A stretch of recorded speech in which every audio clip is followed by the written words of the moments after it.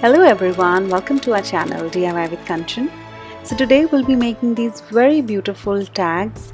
These are watercolor tags for gifting purpose. So let's get started.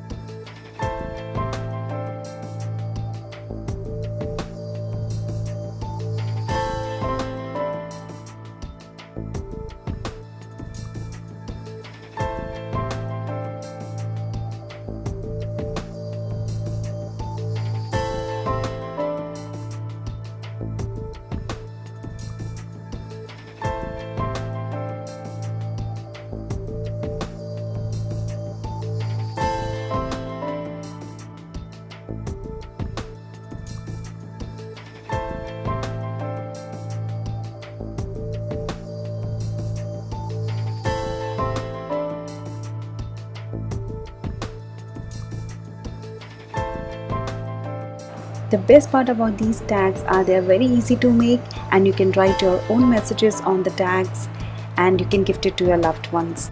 So I hope you've learned something new technique from this video, and if you're new to our channel, do subscribe our channel and watch my other videos as well. Till then, see you next time. Bye bye.